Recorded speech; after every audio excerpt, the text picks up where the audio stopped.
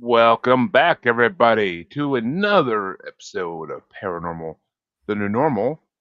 I'm back once again to try and make the world seem a little more normal. Never happens, but we're here anyway. And been looking forward to this one because we have a returning guest. That's right, folks. Johnny Tesone is back once again. Hey, The founder, Jeremy. the founder of GeoVortex is back with some more updates for us. So I had to bring him back on to hear what's been going on in that world. How you doing today, Johnny? Hey, Jeremy. I'm doing great. Happy weekend to you, my friend. Hey, I was looking forward to always return visits with people that are curious. So I felt there was definitely a good connection the first time, but anyhow, we covered a lot in the last session, and sometimes it's like I read the preparedness, and I could talk all through those topics if you wanted to run through those topics. But as an update, I'm starting my travels now to South America, in particular the Patagonia of Argentina, both for recreation and some new sightings that I found on Google Earth that I'm actually going to walk in Argentina that are massive sites, massive. And then I found some incredible mountains east of Lima, Peru. So this has been the biggest development that I can almost share with anybody. But it's I'm not in a position to come out and say it because I'm trying to get people prepared to what I've already got, and to try to give them the foundation of the mystique, but also the science and the hard evidence, with showing them the bones and showing them the work that I've put into the foundation of finding this layer of this supreme being that's here, that's us in the universe, right? It's us in the universe, but there's a physical manifestation that I found as a geologist that is undeniable with how much data that's out there. And so, Jeremy, it brings us to a point where my first book and some of the developments there, Secrets of the Winds, starting to get a lot more web visits, more sales coming online, but it's actually one of the world's largest book events in New Delhi, India. So I presented my materials to an author, and a really great author himself, and has got recognized around the world. And Dr. Nitin Chopra is his name, but he saw my work, and he's hand delivering my book and getting it ready to present to that forum, and also universities, and start in Asia Pac, South America, and India are kind of the first 6 months of where my book is going into market. And then it's going to be Europe, US, Canada, and kind of that follow on. So the developments are really about the business. GeoVortex really becoming an e-commerce hub for my data. So, but also now that I have a legitimate social manager, campaign manager, book authority, book author himself, he's helped me understand the dynamics, but also the opportunities everywhere. And so, and I found out Barnes and Noble is adding 60 more stores in 2026, because over the last 8 years, people are reading more. Believe it or not, the country has the right momentum with intellect and people that are curious to get out there. So in the midst of some of the things that are going on with the economy in the US and this and that niche is important to know for me. That means that storytelling and people that are authors are going to be important. Not only have they been important, but now the Barnes and Noble and the commerce side, not just the fantasy and the but really the hard, trying to get it in the mainstream. It was music to my ears that Barnes and Noble was was expanding like this. So that gives me a, because there's Barnes and Nobles everywhere in my state, Colorado, everywhere. Yeah. So I can line up book events, signing things up and down the Front Range. So it's all really great developments that I've had, definitely, Jeremy. Yeah, and I'm actually surprised to hear that Barnes& and Noble's opening more stores. I kind of thought the bookstore was going the way of the dodo pretty soon. But, I mean, and there's still people that love to go and pick out an actual hard copy book and read it. I mean, Kindle and audiobooks have their place, but there's always going to be those people that actually love to pick up a book. I mean, that's the way I am. I'd rather actually pick up a book Me than too. go to Kindle. But Me too. And I'm having a coffee table edition that's going to be a big landscape. That's the first, it's going to be a limited edition or whatever I'm going to call it. But it's going to be a package separately. It's going to be big, but then there's also a more of a condensed, reader friendly, smaller version of that. So I'm going to have kind of the full meal for people that want it on their coffee table or want it as a reference or both. And so it's really shaping up to be really neat. But back to your point about Barnes and Noble, it was really a bright indication that they are legit and that people are seeking that out, because I think it gives them a sense of community, and it's so much better than reading it online. I agree, so much better. yeah, I mean, there's a convenience thing with the Kindles, that's for damn sure. But it's just not. It doesn't feel the same. I mean, I've had to do. Well, I don't read anymore because I don't have freaking time, kids. But when I was, Kindle definitely had convenience factors, but it just Right. wasn't. It didn't feel the same. It didn't feel the same. But and I mean, it's also not supporting your author as much as it should, because Kindle doesn't. They all put it on Kindle for free for most of the time with Kindle Unlimited, because that's just the deal Amazon makes them make. And it's Yeah, like, so I, hopefully I'll be making an announcement when I'm going to be on Barnes and Noble, in direct contact with them to get it in there. And starting to set that up, because then it's going to start. Things are, that'll start rolling in the U.S., but we're trying to get kind of some of these major markets that are really interested in the book now locked in with publishers and outlets. So I plan on spending time in Buenos Aires when I'm going to Argentina in February and March. So I'm going to spend time there, meet with some people in the city, but then I'm flying south but just the flight south from Buenos Aires to the Patagonia, you can see exactly my research and what I've been talking about, because the vastness and the unpopulated regions of the Patagonia stretch for as long as you can see on the horizon. And then you can see these lines and these cables and these great things that come out and just go forever and make this geometry and these big spatial units. Then you get close to the mountains and you see all the miles of trees that are perfectly aligned up, that are 40 to 50-foot pine trees now. So they're in these remote areas, and it's all part of the matrix, I call it, of the geometry. That's the Earth's sacred geometry. Its signature. That's what I've found, the Earth's signature, and that's what I'm expert in, finding those patterns and finding that. So it's amazing. sounds like it. I mean, South America has a lot of answers to a lot of questions in the paranormal world. I know that for a fact. And so, where?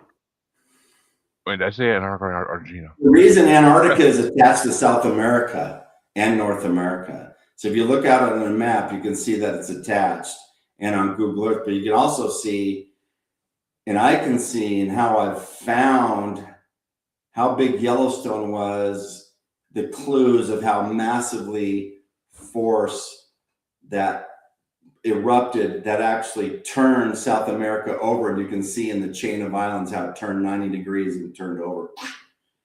Two different Interesting. sides, Central America and down in South America, two different times where you can spill that over. So you begin to look at unraveling the processes. So if things look like they do now, how did they get there?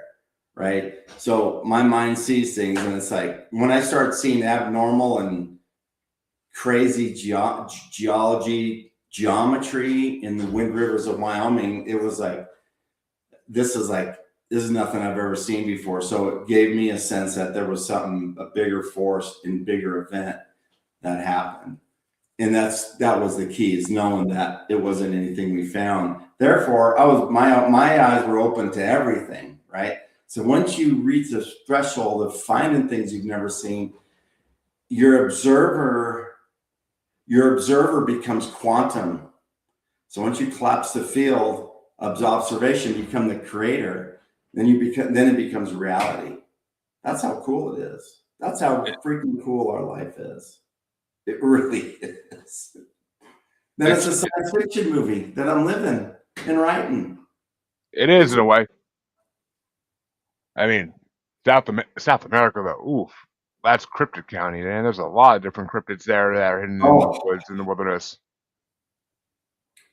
Things we don't even know. Really, yeah, there's in Cordoba, Argentina is a hotbed for events for the paranormal and ETs and stuff. So I'm gonna work my way in becoming a speaker and a book person that talks about Argentina and South America down there, and show them the geology and throw them the connections to the Egyptians that I've found in the rock record, both gods and goddesses and the Eye of Horus and all the cool stuff that I'm trying to get the people prepared to show what I've found in the giants of the world that are in the rock record.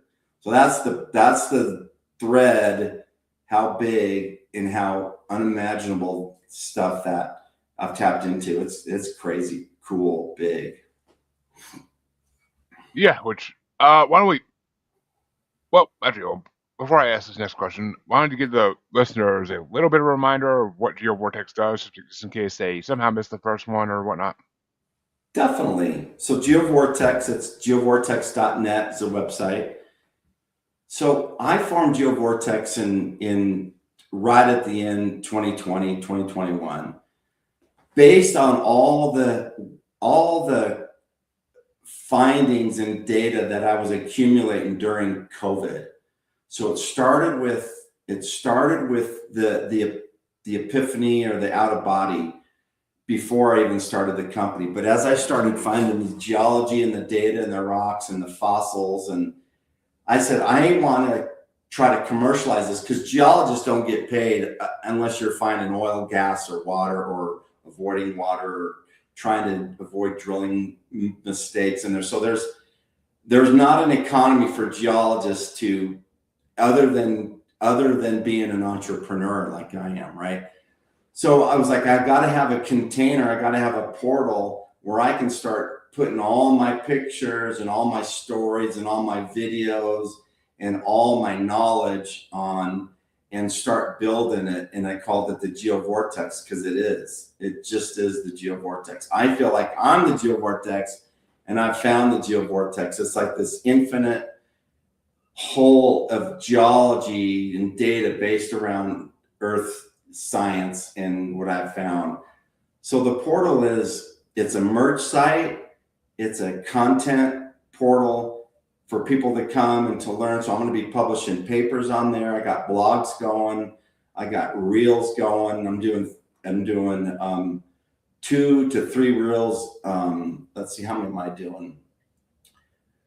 A month at least, if not more. So the schedule is as many as possible that are talking about the book, but totally branding. So the business, the GeoVortex, is about having a place where there's no place like it on Earth, with how the website looks. And I don't know if you've seen it lately or remember it, but it's a phenomenal looking website, right? So I got a merch line on there. So I'm streamlining kind of the operations. I'm working on that, the book, different editions. I'm building out the library. So what I'm saying, it's like, if you really want to learn what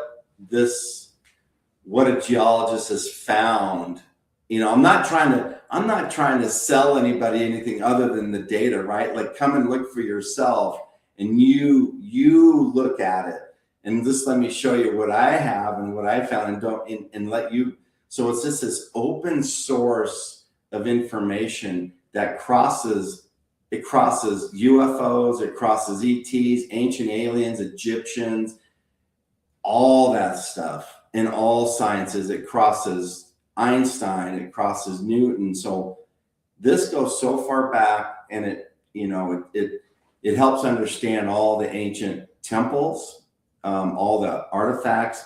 It's not archaeology anymore. Archaeology is man-made stuff. This is extra archaeology, right? This is the different design phenomenon and extreme power that provided all this crazy manipulation of these huge blocks everywhere in the world, that can't be moved by natural.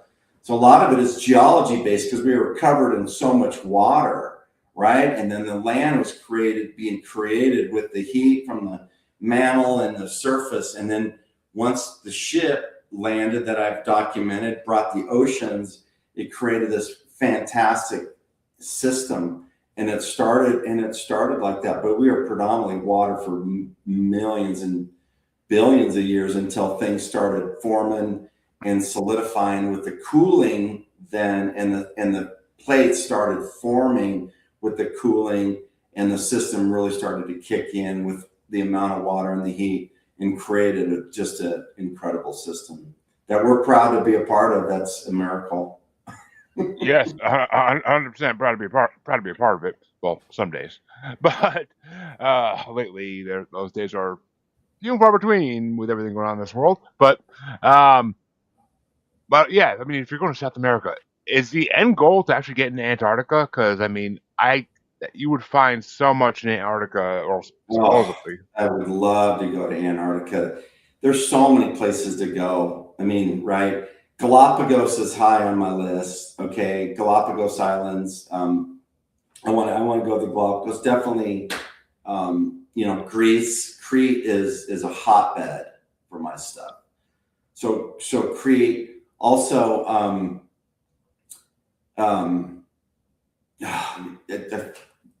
so many places. Hawaii, like the Polynesian Islands. So a lot of where the most original civilizations I want to study. Africa, but all of it. Antarctica, absolutely. It's like I want to live another 100 years and keep doing what I'm doing. I just do, Jeremy. I have that much passion and much energy now, where every time I go outside or on Google Earth, it just keeps the synchronicities just keep popping, and it's like, what am I going to find next on Google Earth?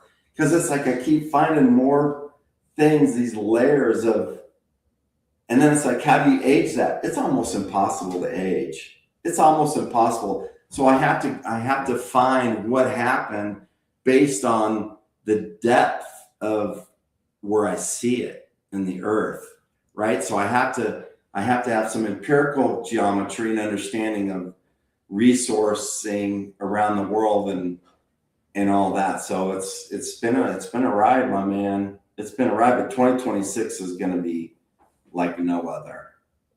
Like no other. I mean, well, we are getting closer to 27, and something big's supposed to happen in 27. So I'm right there with you. That's for damn sure. But what do you? I gotta ask this because I did get brought up. So Antarctica, why do you? What's your theory on why the governments have it locked down? Because it's the one place on Earth that every Because government works together, because which you is can't hide so much energy, right? There's so much energy. So you can pick this up from both the surface and from remote sensing, and so you can see both, and I can see it. So I've found some fascinating things on Google Earth. So what I do is I go time lapse Google Earth in Antarctica, every continent. So I time lapse back so I can see the changes in the process. So Antarctica, you just can't deny the energy and what people find anymore. You can't deny people like me that are on Google Earth and that are geologists and true explorationists that are going and finding it, because Antarctica is desolate and cold and protected for a reason. And it looks like it does for a reason. And it was the cap. It was the cap of the Yellowstone bomb. So it was the protection. It was both. Then it flipped. So the way these came in is Antarctica's on the bottom in the shell, then it expands, and then it flips over time, and you've seen it. So you can see it in the Earth record how it contained and was the cap, and its size actually has increased. So all the Earth is expanding. So people talk about climate and stuff like that. It's like we can't control the shoreline or heat or rain or anything ever. We just can't. So you have to know what's going on in the earth. You have to know where places are subducting and volcanoes are happening and where tidal floods are going to be common, and places aren't going to be habitable, even in the US. They're going to be too hot and too wet, right? They just are. We can look at that through radar or through satellite over the years. Louisiana, you can just see it all in the south. The heat, the water. Droughts are temporal, but overall, over the years, you can just see parts of subduction, but other parts that are expanding. And so it's just a constant change, this world. And we have to know what it is that's causing it. So that's where I come in. There's all these things that people debate on and issues of fear. Shouldn't be any fear, anybody anymore. If you're living in fear, and I know it's hard telling a dad and raising kids, dude, I've been there. Dude, I've been there, making the payments on this and that, and trying to make the wife happy and the kids happy and get them smart to the world and to the family. I'm just saying that my life has led me to a point where I need to connect with people like you and to help you understand the things that I've seen that are so amazing, and our lives are so amazing, and we can all tap into huge amounts of energy within us that is God's, right? And that's all in ourselves. So it's like I've taken all the religious dogma out of my life. I've taken the obligations of finances out of my life. You know, my kids are adults now. I help them when I can, mostly with direction and advice and love. And at the end of the day, it's all we have is love, right? Love for each other, love for ourselves. So my stuff has come pretty full circle to help me understand myself better by being tuned into the world and conscious to the Gaia, and loving what I see and loving and respecting her through nature and fishing and geology and walking the mountains and the plains of Utah, Colorado, Wyoming, Argentina a lot now. You know, then it's going to be Lima, Peru, and Greece, and you know, all this stuff. It's so much work to do. I really want to have a team that's going to help me. Definitely need one. What do you think about because I've seen a lot of reels on this lately. What do you think about the theory that there's a hidden civilization in Antarctica, and that's the reason why they block it off? Well, there are. I mean, there's civilizations for sure everywhere. Antarctica is just the most protected, the most isolated. And like I said, Antarctica is designed for a reason. It's so thick and it's so isolated and it's so cold and it's so protected with layers. So I believe whatever the scientists can prove to me, okay, that's what it's about for me. I can, you know, visiting there, I would love to, right? From Argentina, it's not that far, right? They're the closest country down at the tip. So there's logistics for me that are even up. So I totally believe what they found. I also know, you know, to set the premise, you know, there's probably more than we can count of travelers that have come to Earth, left, or are still here in some shape or form, from Sirius or from Arcturus, you know, from Palladius. There's just no denying all these things, and in real records of, people and things that are happening. And then I'm on a wavelength that no human I've known has ever been on. So I'm a testimony to say there's a bigger calling out there, and I've been touched by something that's huge and has given me a graced me with a gift to find stuff and to communicate to the world now. That's how cool it is for me, you know? Exactly. So, what are you hoping to find in Argentina? That's the real question. Um, well, there's a lot of things in Argentina for me. There's a lot of things. First of all, it's hot. It's just got Patagonia is just a vibe. So I love just being down there. So I find the energy in the land to be I've been there before land, and I've felt the touch of the presence of great ancestral touch. So there's that, right? So I actually have relatives. My grandpa's brother left the old country of Italy around the turn of the century, 1890-ish, went to Buenos Aires. So I actually do have family down there. So my goals are also trying to find family and probably live down there a lot. So that's some of my personal goals, and to really get in and love the culture. It's just fascinating. So that's part of it. But what I also want to, some of the other things I want to find are maybe some tree rings and maybe some samples that I can collect, that I can actually take some microscope samples and collect them and kind of correlate that.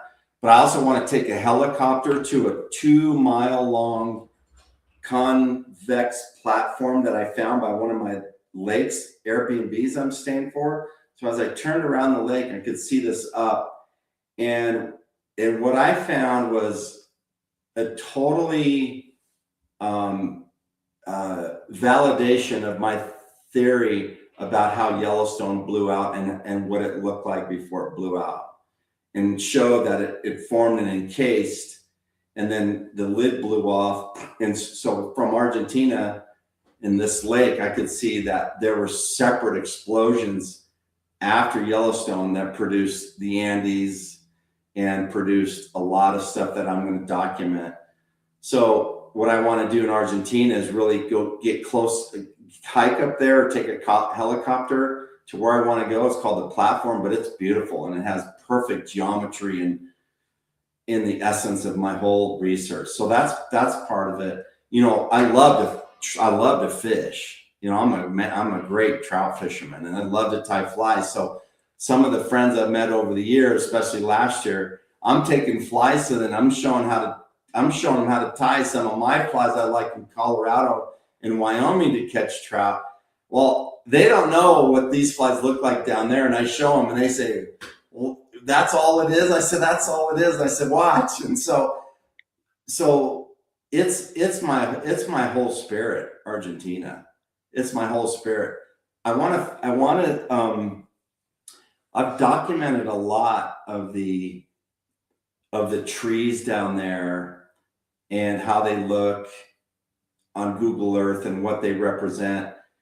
The thing about Argentina is probably I'd like to make some connections with the book, and also probably a key science group in Argentina that I can relate to geophysically, geoscientifically.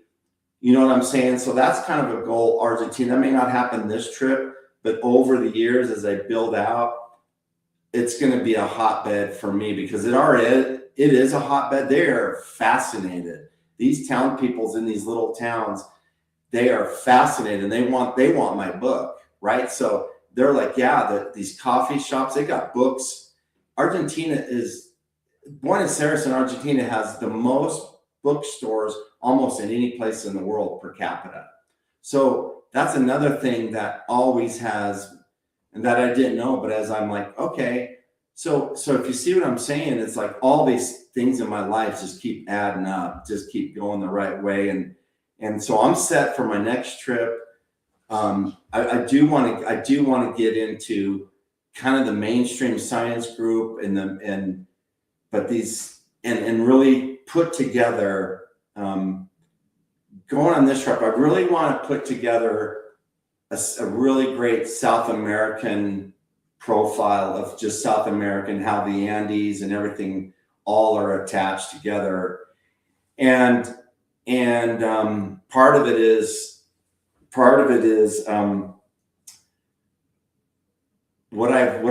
my new name for one of the first Yellowstone species. Have you seen the men in the rockets on the walls through any of the Ancient Aliens or anything? Well, I they're little pieces, they're little, I don't know how big they are. Well, I found that in Argentina over 2 provinces. It's so big. And I call it Ex-Tyrannoman. So I call it Ex-Tyrannoman because it's the first the first one I found that's closest to the pipe of Yellowstone. So as my eyes see this, I have to say, well, where did that come from? Because I have to look at the distance. Because Yellowstone used to be the Galapagos Islands. The pipe, you can see the pipe on Google Earth. So it's moved 1,000 miles north, but it all ties into the pipe and how our continents move. It's fascinating. It's phenomenal correlation, like no one has ever done. So I'm saying, like, now South America is so crucial because there are so many natural resources down there. I want to stick to the ones that are going to help them elevate their communities. But a big thing why I want to go down there also is to establish more of a culture to eat fish instead of all the beef down there. Okay. You got all these great, huge lakes and rivers. And I go down there and it's like, there's beef. I'm like, where's the trout? So there's not, so the restaurant I'm staying at that has the Airbnb in this little beautiful town called Lago Pueblo, I caught fish with this guide whose sister runs Airbnb, and he cooked me the fish, brought it to the Airbnb. And I'm like, this is incredible. And they're like, they loved it. I said, why don't you guys, and I go, why don't you guys have more trout dinners? They said, well, we need to have more fish. I said, well, let's do this. But I got to thinking, the thing that really gets me excited is helping these people understand that they can raise their own trout, stock it in these huge lakes and these rivers, and teach the people how to tie flies and how to catch them and how to cook them. That's what they want to do. It gives them a sense of community, a sense of recreation, a sense of wholesomeness. But if you see where I'm going with this, everybody wins. Everybody wins. It gets them less dependent on the beef. The beef, the Argentinian beef was started by the American capitalists. Yep. They went down there and said, oh, we got to, and so they massively have huge estancias full of the biggest beef farms in the world are down in Argentina. And so when I'm in the city, that's all there is beef. And I don't eat beef as much. I hardly eat beef anymore. I just don't, because it doesn't appeal to me anymore. So I like the high energy fruits, veggies, fish, that stuff. And so what I'm saying is, like, there's a bigger foundation, because these young couples that I've call me Uncle Johnny now down there, because I'm going to teach their 18-year-old how to tie flies and probably how to fish. Just learn English. I'm going to bring them some English, Spanish books and stuff. So for me, life has just so much opportunity to do things that no one's ever done, and that's just who I am. So I'm trying to, something like that would last for hundreds and hundreds of years, to give people the tools and the incentive and the nourishment to provide and go out and catch their dinner every day or every week or whatever, and create where everybody is it's the sense of community now that we're all looking for. In my little community, I'm looking for that. But those Argentine people, that's all they have is each other down there, because they're so far away from resources and the conveniences that we don't even understand. I mean, some of those are third, they're so far down there. There's hardly any roads and hard to find a truck to rent. I mean, yeah, it's like, but that's what I'm saying. That's the opportunity. And I'm just on fire. Then I hear my old Led Zeppelin song, Kashmir, and I go, "Oh, there it is. There it is." And here I'm like, I can't stop listening to the words now. I already love the beat, but it's all come together.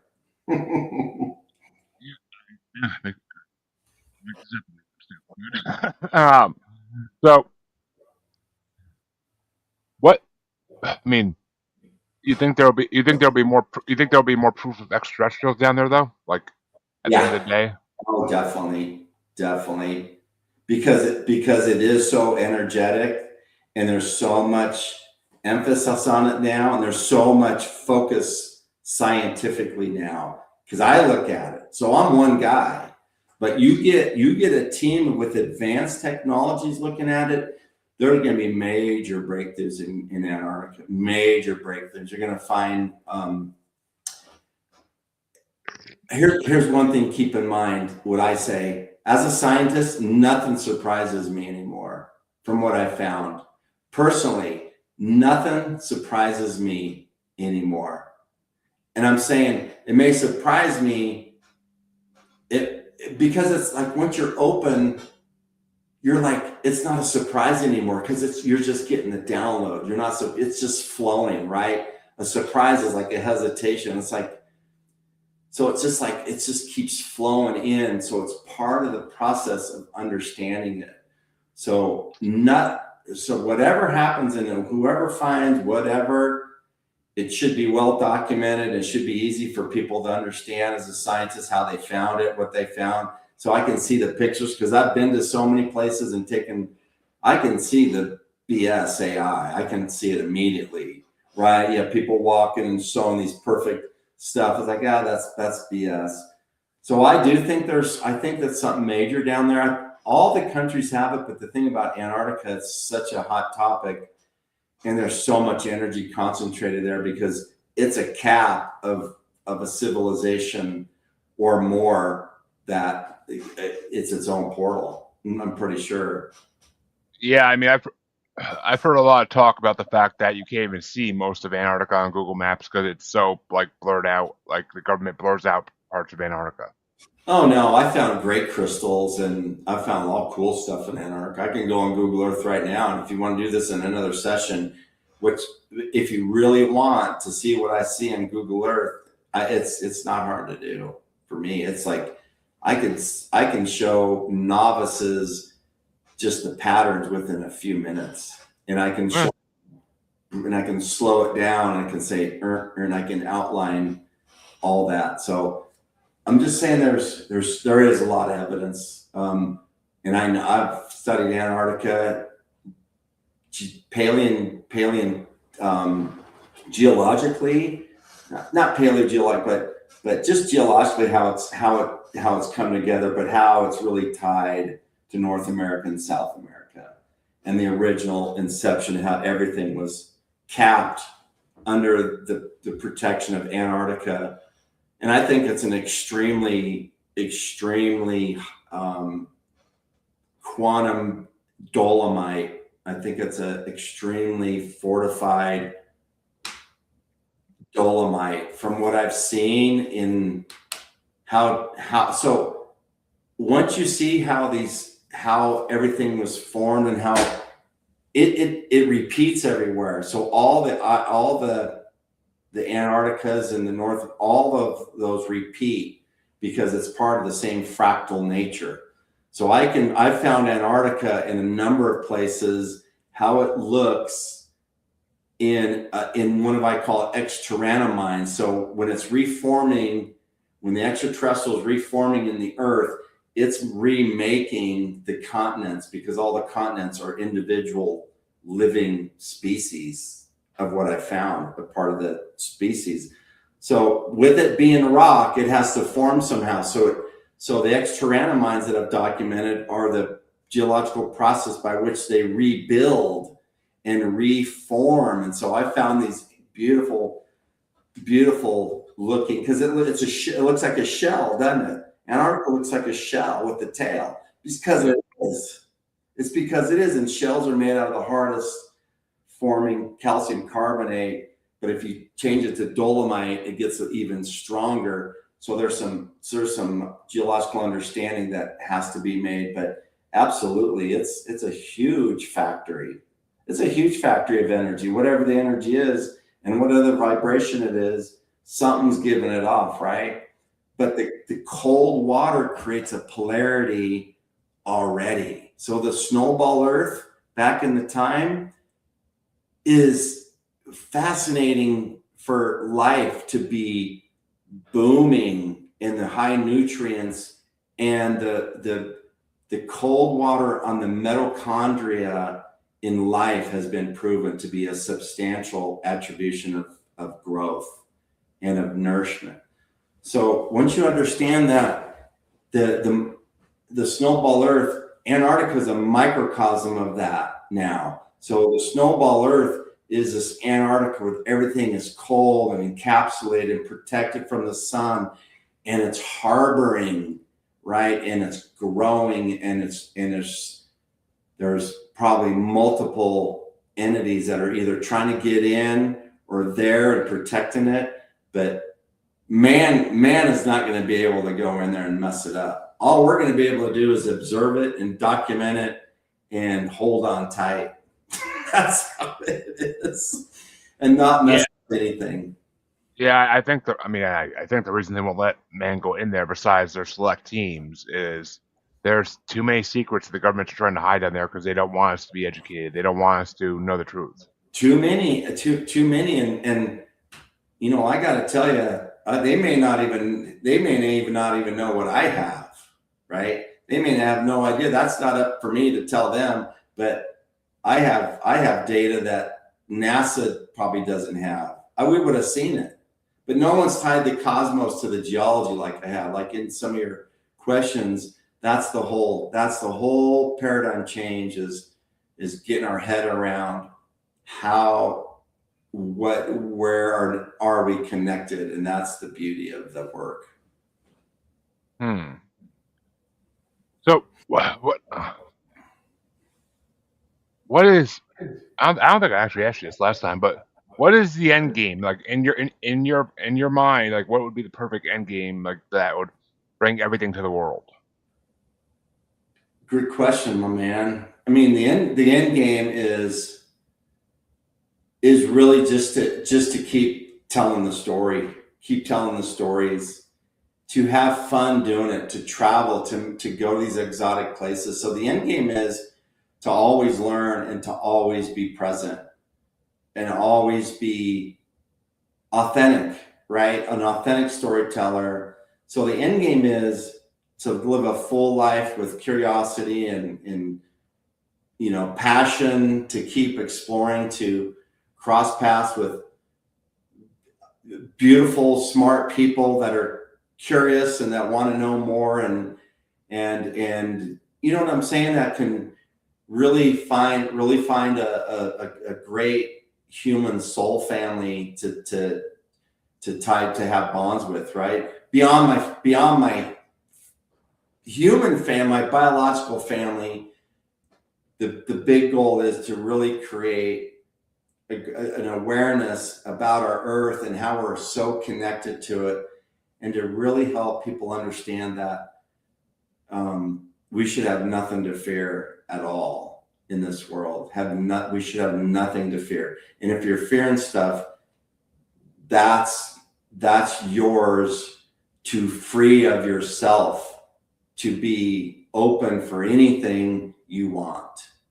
Okay, so it has to come full circle with yourself. It just does. And that's what I've come to realize through my life. The end goal is I just want to be the most peace and happiest that I ever have in my life. It's not about accomplishments anymore, or getting readers or a zillion books sold. That stuff doesn't matter. It's almost about being who I am, being the best version of who I am, and letting the world try to understand it through various means that I'm starting to do. That's really it, and to help understand and show them some of the most beautiful things in this world that no one's ever seen, and then someone who can explain it, right? So that's my gift. That's my gift. That's what I'm bringing. That's what I want, is just to talk to people, present, share my voice and my talents, and live a just a beautiful, healthy life. Well, I mean, that's a beautiful sentiment.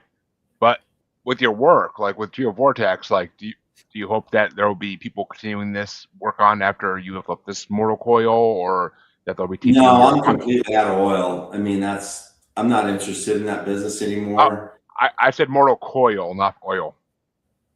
You said more what? Mortal coil. After you're out of this mortal coil, after you have physically left us, do you hope your company will continue on with someone else carrying on the Good work? question. I think the books and the work will. I don't know about the company shell yet, because I have kids, and so there's some planning, and I'm trying to understand their acumen on wanting to do that. So first, that's my first business continuity, is to see if that would be plausible. Yeah, so I've been thinking about that. I do think that it has a lot of sustainable value to it. So I do think it will continue. And if not, I'm going to probably set up where maybe the data can go to a really great research organization that will carry on that. So those are all things, you're right, I've been thinking about. I do want to build it up to have options on where an estate can be planned and things like that. So that's a real thoughtful question. Because I mean, I think the quest for discovery of extraterrestrial proof and basically the proof of what happened, of why Earth was formed, that is something that never will go away, and that's something that's when we get more and more answers will reveal themselves over time, way past Right. both of our lifespans, way past both of our lifespans. But there's going to be a lot more information that comes to light, especially when supposedly extraterrestrials are coming at some point. So when they come, that's going to open a whole new world of understanding because they'll know the history better than we will. Well, they're already here. Well, They're already here. I agree. You're talking about an event, an extraterrestrial event, like the 3I Atlas, so they're going to come and change. So my school of thought, they've already been here, and it's the frequency that's going to change the Earth. That is the higher dominating human force. There's a split that's going to happen. There's the density of the 3D world where people are going to live in lack and fear and be too busy to have any creative value go on in their lives and learning and things.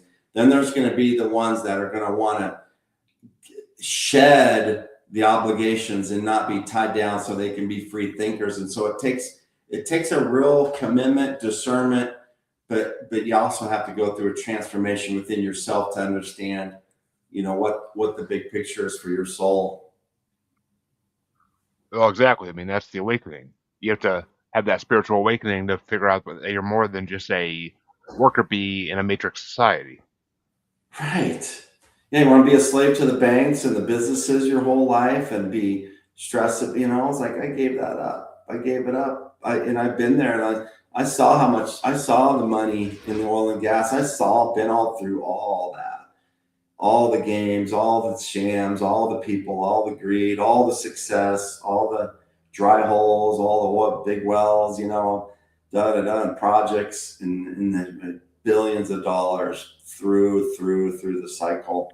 And it's like, for what? For what? For Exactly. who? Uh, well, for We the know. for the secret organizations that run this world, obviously, but Right. um, but I mean, I don't know. Something's going to happen, and I think they're going I to. believe there is a change, like you said, 2026, 2027. Absolutely. Absolutely. It's our time, Jeremy. It's our time, brother. The It really paranormal. is. Oh, the paranormal community is abuzz with something. So something And I mean, enough of them have the foresight to see what's coming. They won't speak on it. They Of will not course. because they can't. But it, there's something coming, and I guess we'll have to see what comes of it for sure. I don't know. I'm at a loss for what it's going to be. It's kind of scary almost not knowing exactly what's going to happen when something that big is But that the big's other ahead. side of it is that's kind of the fun of it too, Yeah, and the excitement. But it's not going to be bad. Don't. It's not going to be bad. It's going to be. It's going to be revolutionary, evolutionary, huge. It's never in our mankind is ever going to see this. So there's never been a recorded time. They say maybe it happened 13,000 years ago or 26,000 years. Through the tilt of the Earth axis, they're saying the Mayans, everybody felt this over time as it shifted. There was these points in time, and that's where we're at. All the religions are pointing to this. The geology is pointing to this. There's 40 volcanoes yesterday or something or today. Like, what? All along the chain. It's like, whoa, and it's like, wow, that's, and I'm like, so there's an underlying energy, underlying vibration, right? There just is. The people that live in this world, like me, the paranormals, we're all in tune to the vibrations of the collective human people. And it's paranormal. You can't see it because it's not visible, but you feel the vibrations. You feel that, and you feel it in your chakras. You feel it up and down, right? exactly, exactly. I mean, and it's what people more than ever. Like they gotta discover this stuff. They have to work with Reiki masters, with clairvoyance, and Right, learn how to open themselves up to this rather than just living in right, the dark. Rather than just living in the dark. right, But right. so, well, actually, good question to end this show off with. If you had to predict what exactly is going to happen in 27 or beyond, with once this event actually occurs, because we could be wrong about the year, we really could be. Who knows? But once it occurs, what do you think the time? What do you think the timeline of events is going to look like? Well, timelines are always kind of hard to nail down, but I feel and see over the next, let's say, 5 years, every year developing more changes. It's not going to be like a blast of light or an event that changes. So we're going through these, increase. You remember the solar winds this year and all the aurora borealis this Mm-hmm. year? I mean, it was phenomenal. There were states that had never seen it. They thought it was the second coming of Jesus. It literally is because they can see it and feel it. So more of these things are going to happen, showing us that the world is changing all around us and we're a part of it, and you should be feeling it.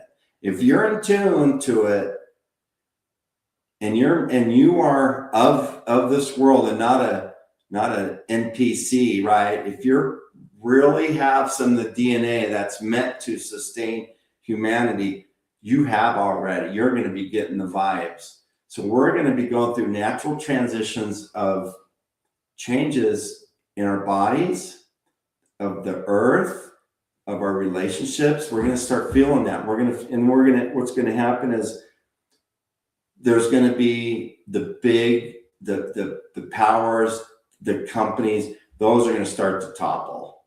Okay, so the big strangleholds on humanity that have burdened humanity with usury, mortgages. Mortgage means death grip. Mortgagi in Latin, mortgagi means death grip. It Really? literally is a death grip. You think Uh, about it. Oh, it is. I mean, trust me. I just paid mine a couple days ago. So yes, it is a death grip. I mean, how many people are really going to own their houses? I mean, those. I mean, God love you if it's close, But buying cars. Who buys cars? Why should you buy a car? Just lease a new one every 3 years and pay a third of the cost. A third.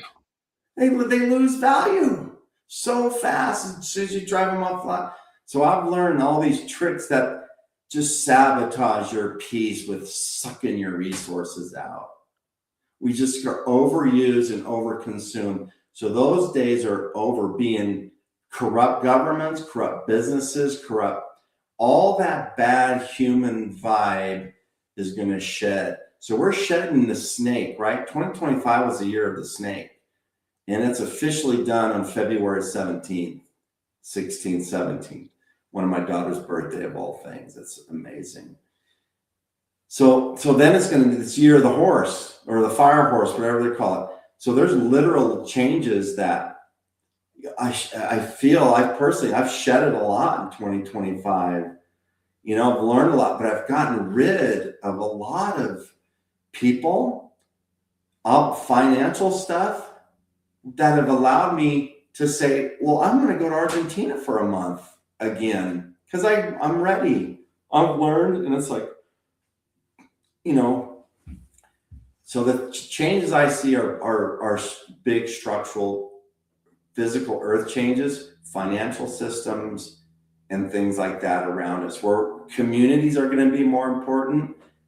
And we're going to have I think there's going to be a major transfer of wealth from the billionaires to humanity, where truly it's going to be based on merit system instead of the capitalism. Because the capitalism has touched parts of countries like in these small towns of Argentina, where they didn't really like our Western thought. They didn't like our consumerism. And I'm like, you're right. They don't like all the options and the materialism and how much stuff costs. I was like, you're right. I get it. Yep. So I'm saying, Jeremy, get ready for good changes, but be open for drastic changes for yourself. Be prepared. Any kind of change in this world would be a good thing. So I'm not going to complain regardless. But right.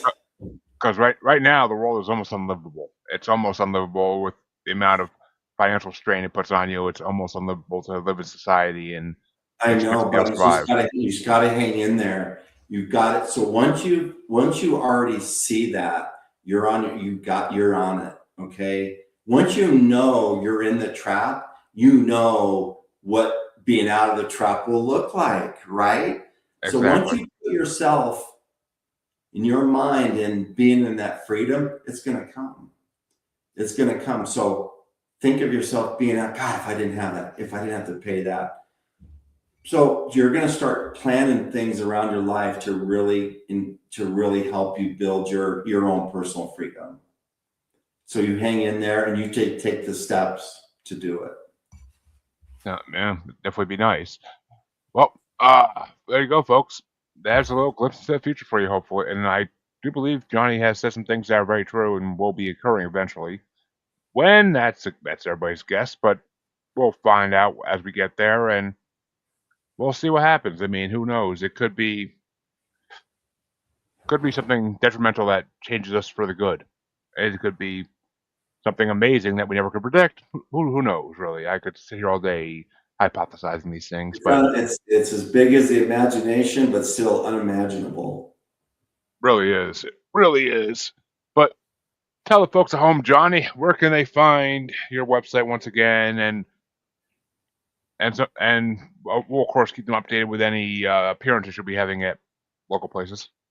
Yeah, definitely. Website is www.geovortex.net. Go on that. You'll find the library, the books. I'm going to be giving away. You buy the library, I'm going to give you the big tabletop edition, no charge. I'm going to include that into the library. The library is going to include all the books I'm going to be writing. I'm thinking it's at least 4, and that's $150 right now. So you think about it, you're going to get volumes of data and information. So this is going to be popular with researchers, with students. It's going to be so I'm creating a library of content like no other.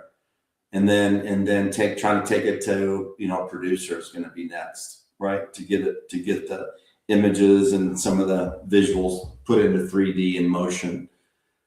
So go on the website, check it out. If you're interested, write me an email. I'm looking for collaborators. If you're from university or anything, I need DNA samples done on my bones and some of the tendons and stuff that I've got, sitting. And so it's just been me. So grants, research grants, collaborators, people that are really interested and really curious and want to see what I have, they're going to be blown away. So that's where my web's at. My YouTube is at GeoVortex on YouTube. You can check out my YouTube channel, but it's all on my website. I had a beautiful showcase gallery of all my YouTube videos on my website. So you can go and see everything. Like I said, it's the portal that's going to help you understand what this world is about. But the books start going into the details on the journey. So that's where I'm at. Check out the merch. I got some fantastic designs that you won't never see. That's all my own proprietary design too. I call it rocket wear.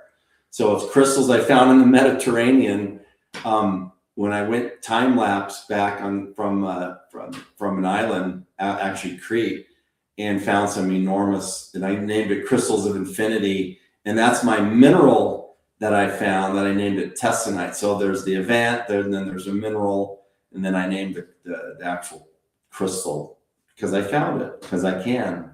So Exactly. Well, why wouldn't you? I would too if it was me. But there you go, folks. Go check it all out, and we'll have Johnny back on at some point when he comes back from Argentina, and we'll hear all about his discoveries. yeah.